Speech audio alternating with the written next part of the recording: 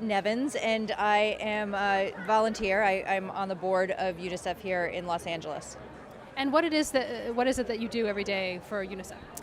I try and raise money for UNICEF is what I do as a board member.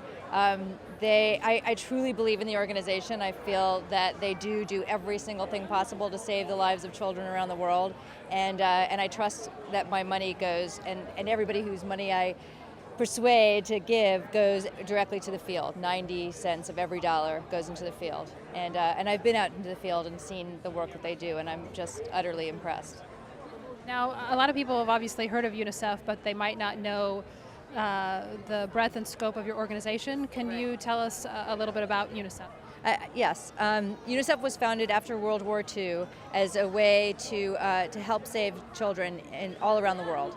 And the unique thing about UNICEF is that because it's been around for over 40 years, it means that the organization in all of the different developing countries around the world have very intimate relationships with the people there and with the governments there. And so when anything happens, whether it's a flood or whether it's a recognition of child trafficking, UNICEF has an ability to work with the people there on the solutions that are unique to each individual country.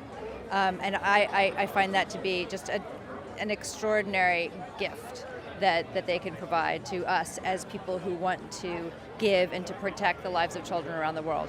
Definitely. Now, you were at the screening of Shed No Tears. Can you tell us a little bit about that film for people who might not know about it, or your experience watching that film?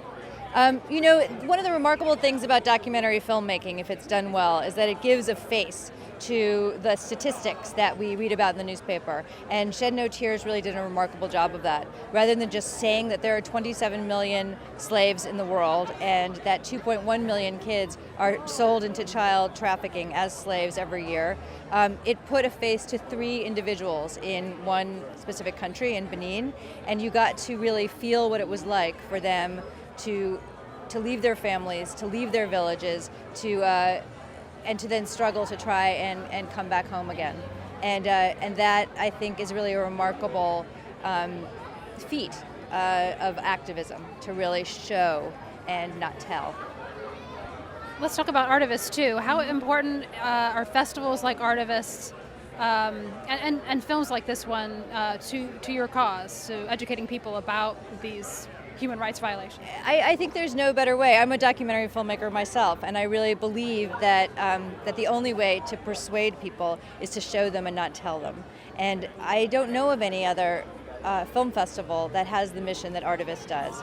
I really think it is unique and extraordinary and monumentally important. In fact, while we were discussing the film afterwards with a whole panel, one of the panelists said quite specifically, we need, what is it that people here at Artivist can do to help change the world? Make more art. Make more art, because that's the way that you persuade people that change has to happen. So I think it's just a fantastic organization and event, and I'm so glad that it's growing. Yeah. It seems to be 8 years and running, right? And 8 years growing. Running yeah. and growing. In New York, and then potentially in Brazil, and I do think that an online presence as well will be huge. Well, I agree with you that creating more art is important, but for people who want to volunteer or help out with UNICEF, can you tell us about some volunteer opportunities, or how can they do that? The best thing to do really is to give. Other than going and studying and becoming a country volunteer there, which really requires a lot of education and a lot of in-country connections, the best thing to do is to give. And even $1 is enormous for UNICEF because they use the money so well. So I would say go to www. What is it? I have to get this right. I believe it's in the United States. You can go to unicef.org, and it will.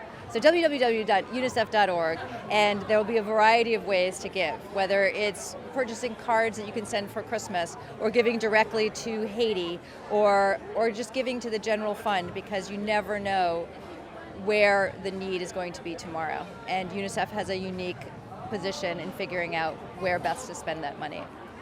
Okay, since you're a filmmaker, what is your next documentary film going to be? I'm assuming that you're inspired by all these filmmakers in this festival, so What are you going to make next? I am very inspired, and I think I have to go back to the drawing board. I think I've got to go and talk to more people like the people who are here tonight, and figure out where the issues are. But you're inspired, so we'll see something soon, right? Yes, indeed. Hopefully, I'll be here next year with a film. Absolutely. Okay, and I'll be interviewing you again. Excellent. All right, thank you thanks so very much.